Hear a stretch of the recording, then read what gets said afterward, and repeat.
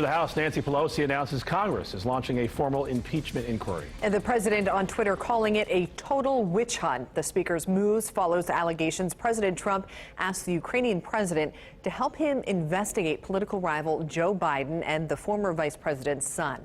Sunday, the president acknowledged the phone call and said he did discuss Biden, but denied doing anything improper. A report from the Washington Post says the president directed his acting chief of staff to freeze $400 million in military aid to Ukraine in the days before that phone conversation. Some Democrats are questioning the timing. Pelosi's announcement marks the most direct step taken by the House Democratic leader to embrace impeachment proceedings.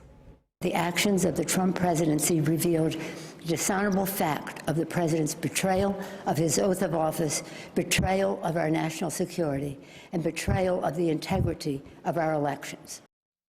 President Trump says he will release the unredacted transcript of his phone call with the Ukrainian president tomorrow.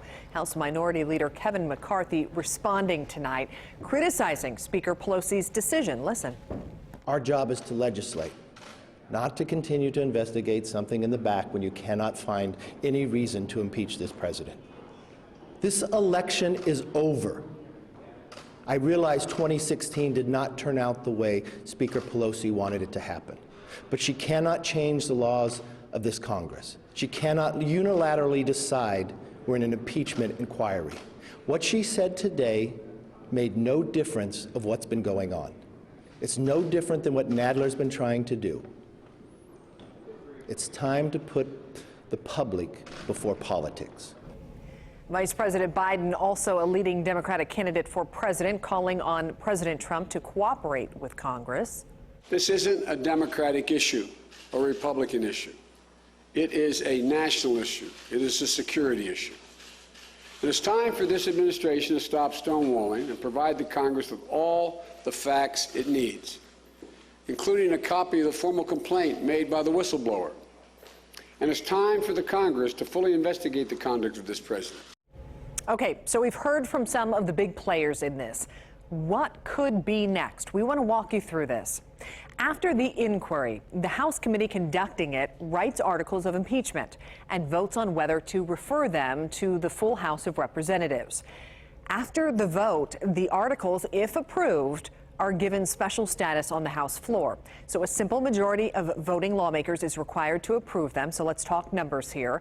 Currently, Democrats hold a 235 to 198 majority over Republicans in the House. There is one independent, Justin Amash from Michigan. He left the Republican Party in July after announcing his support for impeachment proceedings.